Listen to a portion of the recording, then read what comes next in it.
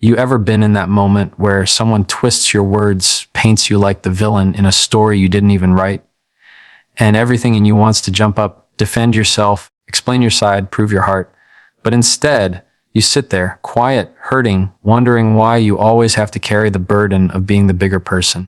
That's not weakness. That's strength and restraint. That's dignity in motion. Because defending yourself to someone committed to misunderstanding you, that's a battle you'll never win. So today, I want to talk to the ones who've been labeled too sensitive, too distant, too cold, just because they chose silence over shouting. This isn't about keeping the peace out there. It's about keeping the peace here, inside you.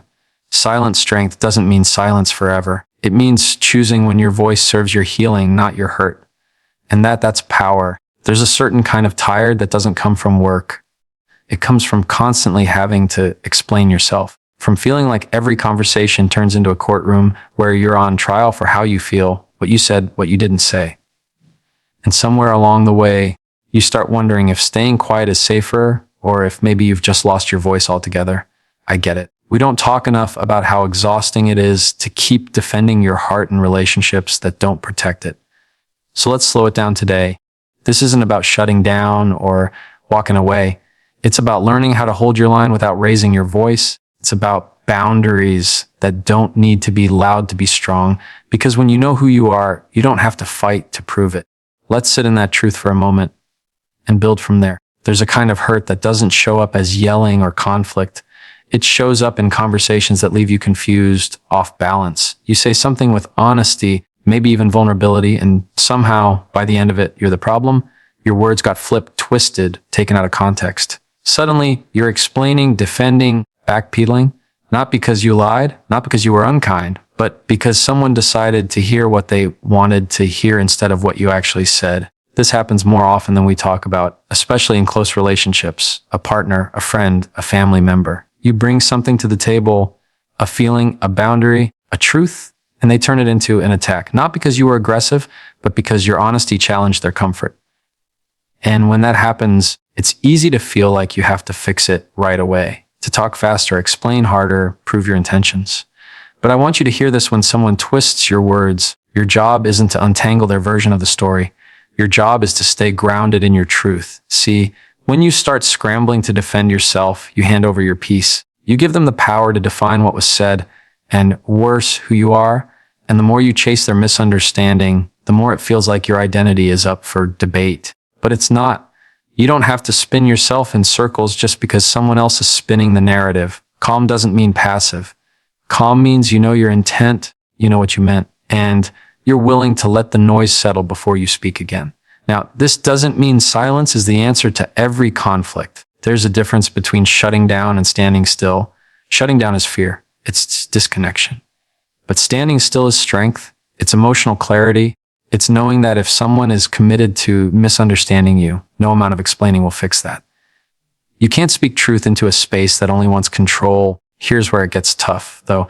This kind of calm takes work. It takes being able to sit with the discomfort of being misunderstood. That's not easy, especially if you've spent most of your life trying to be the peacemaker, the explainer, the one who keeps everything okay. But that role comes at a cost. And the cost is often you. So when they twist your words, and they will stay still, not out of silence, but out of strength, breathe. Don't match their tone. Don't jump into the storm they're trying to pull you into. Say less, but say it clear. That's not what I meant. I'm not going to argue about it. And let that be enough. You don't have to fight to be understood. You just have to be honest and anchored and willing to let people reveal who they are, even if it hurts. Because your peace isn't found in proving your heart. It's found in knowing it. A lot of us grew up learning how to perform. Not on a stage, not with lights and applause, but in our everyday lives, in our relationships. We became masters at sensing what other people wanted from us and giving it to them. Smiling when we were tired, nodding when we disagreed, laughing when we felt hurt, all to keep the peace, all to be liked, all to avoid being too much or not enough. And somewhere in that performance, we started losing track of ourselves. You show up to a conversation not as you, but as a version of you that feels safe, filtered, agreeable, polished. You say the right, not the real thing, because being real has a cost. And if you've ever had your honesty met with judgment or your vulnerability met with silence, then you know that cost too well. So you learn to perform. and the performance becomes a habit, a quiet, exhausting habit. The problem is performing gets you connection, but it doesn't get you real connection. People start liking the mask, not the person underneath it. And you know it. You feel it, that sense of being seen but not have known, that ache of being in a room full of people and still feeling alone. Because deep down you realize if they only love the version of me I show them, what happens when I stop performing? But here's the truth: you don't owe anyone a performance. Not your partner, not your parents, not your friends, not the people at work. You owe yourself honesty. You owe yourself peace. And that starts with letting go of the pressure to manage other people's comfort at the expense of your own. That's not selfish. That's self-respect. Now, I'm not saying throw out kindness or stop being thoughtful. This isn't about swinging the pendulum from people pleasing to cold detachment. It's about alignment. It's about learning how to show up as someone whose words match their heart, someone who doesn't have to over-explain or sugarcoat just to be palatable. Because real relationships, the ones worth keeping, can handle the truth.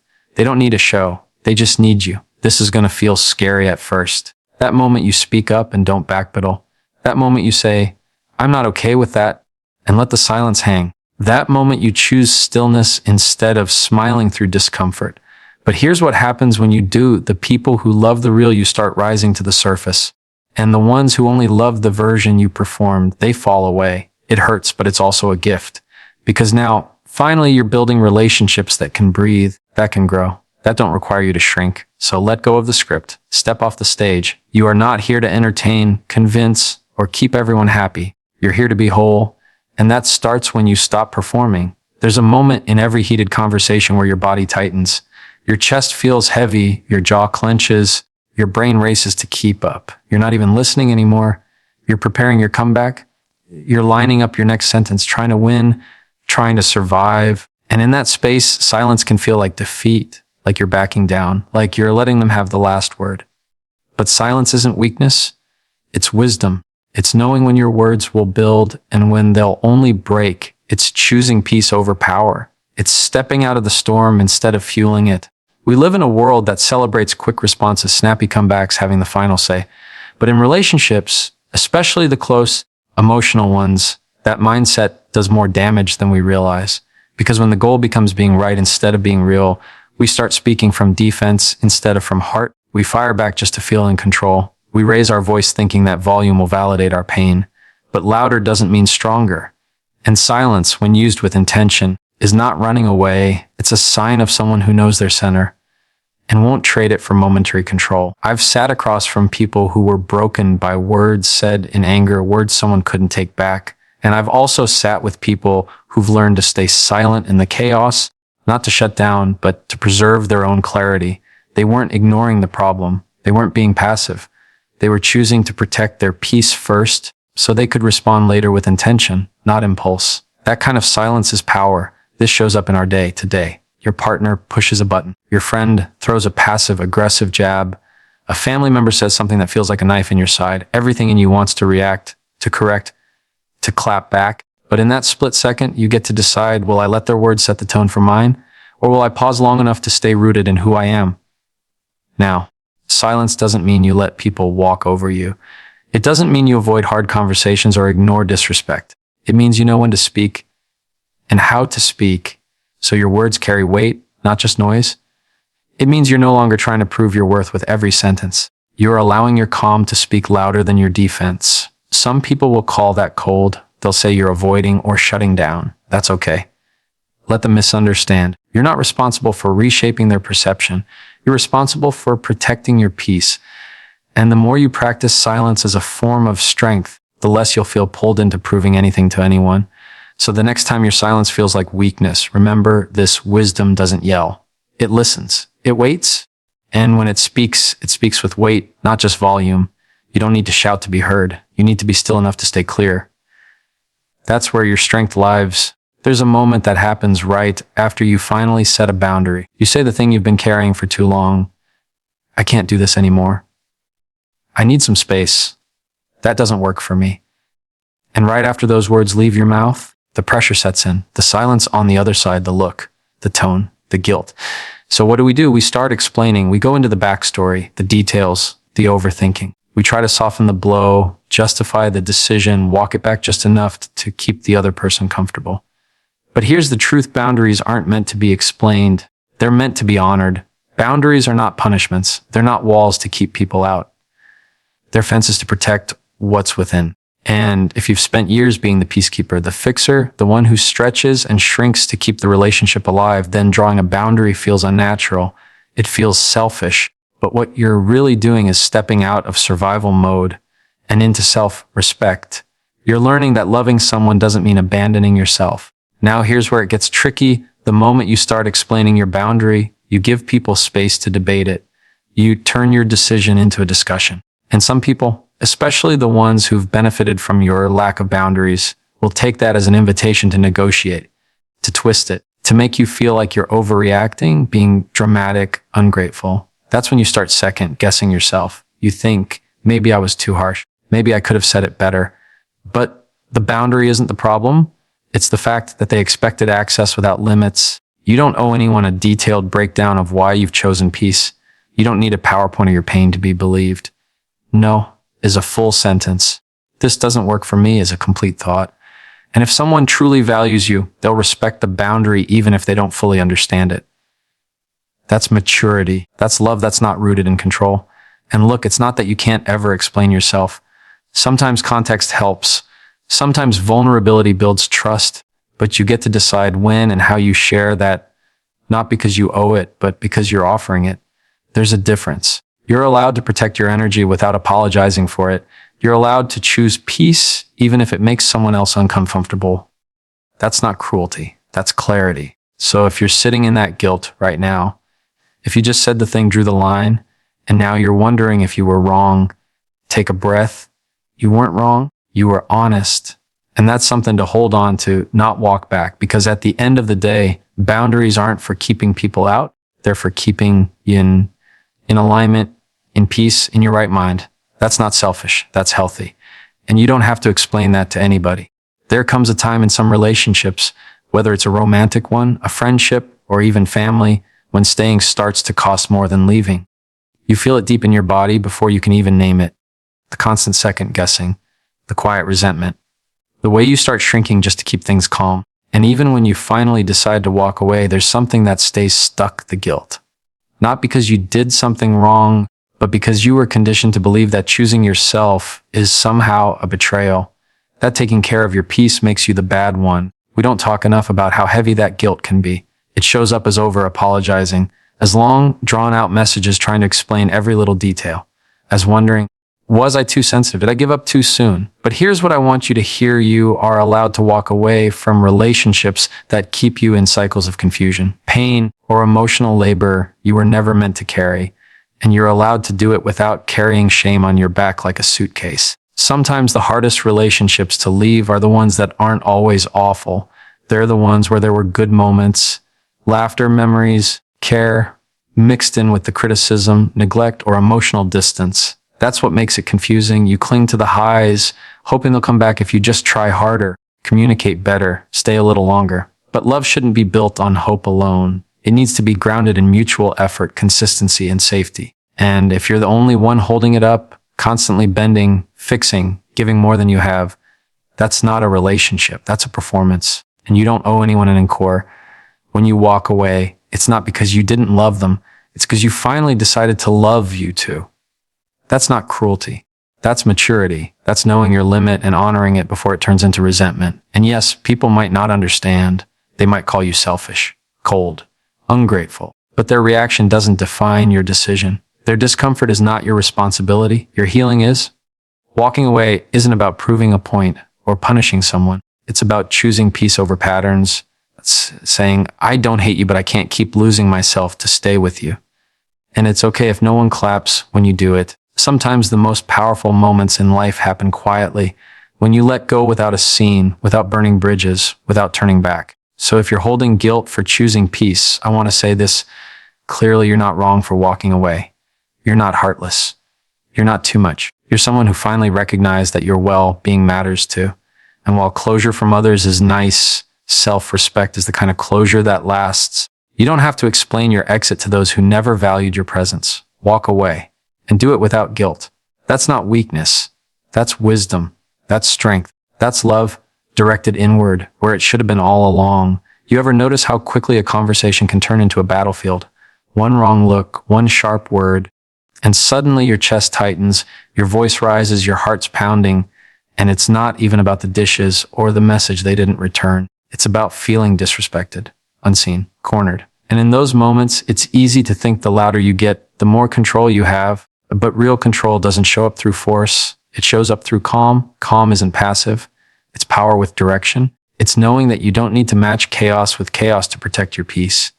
When you've been in high conflict spaces long enough, emotional reactivity becomes normal. You start equating anger with strength, silence with defeat. You think if you don't respond fast, you're losing. But what you're really losing is clarity. Because when you react from the heat, you say things you don't mean. You go for the wound, not the solution. And afterward, you're left with more cleanup than connection. So what if you did something different? What if you didn't rise to meet the storm and instead became the calm that shifted the whole atmosphere? This isn't about being unbothered. You're allowed to feel deeply. You're allowed to be hurt, frustrated, even angry. But how you carry those emotions makes the difference between building trust or breaking it. Calm says, I'm still here, I care, but I'm not going to let this situation take me out of alignment. That kind of self-control doesn't mean you don't feel the fire. It means you don't let it burn down what you're trying to protect. I've sat with people who felt completely powerless in their relationships, constantly walking on eggshells, afraid that one disagreement would spiral into a fight. And so they either stayed silent or snapped. Neither worked. But once they learned how to stay grounded, how to breathe, pause, speak with clarity instead of defense, everything started to shift because calm is contagious. And when you're calm, you can actually hear what's being said beneath the surface. You stop listening just to reply and start listening to understand. Now, let's be honest, calm doesn't always get rewarded. Some people will try to poke at it, test it, take your stillness as weakness. Let them. You don't have to defend your peace. You just have to protect it. And the more you choose calm, the more control you get back. Control over your voice, your choices, your presence. That's how trust is rebuilt, not through the loudest voice in the room, but through the one that knows when to speak and when to pause. So the next time the tension rises and your first instinct is to match the heat, take a step back, take a breath. Remember who you are and who you want to be in that moment. Because calm isn't about letting people get away with things. It's about making sure you don't give your power away, trying to prove something. You're not here to yell the pain. You're here to outgrow it. And calm, that's how you take back control. There comes a point in your life where you have to stop pouring your energy into convincing people who have already made up their mind about you. You've probably felt it. That exhausting cycle of trying to explain your intentions, your choices, your heart, only to be met with blank stares, cold shoulders, or twisted words. You replay conversations in your head, thinking, maybe if I said it differently, they'd understand. Maybe if I explain it one more time, they'll finally see me for who I am. But the truth is, when someone is committed to misunderstanding you, no amount of explaining will bring clarity. It will only drain you. We do this because we're wired to want connection. We want to be understood, especially by the people who matter most. But sometimes the people we want validation from aren't capable of giving it, not because you're unworthy of it, but because they're not in a place to see you clearly. Maybe they're too wounded, too proud, too caught up in their own story. And instead of admitting that, they make you the villain. So you try harder. You speak softer. You write the long text. You explain your heart 3 different ways, hoping one of them lands. But it never does. And deep down, you know that. At some point, you have to protect your peace more than you protect your image in someone else's eyes. You have to stop explaining yourself to people who only listen to reply, not to understand. People who make your truth a debate. People who use your vulnerability as ammunition. That's not love. That's not safety. That's emotional tug of war. And you deserve better than that. Now, this doesn't mean you stop taking responsibility for your actions. Being emotionally mature means owning your part, but not carrying more than what's yours. There's a difference between reflection and rumination. And if you're always the one trying to fix, clarify, or smooth things over, it's time to ask yourself why. Is it love or is it fear?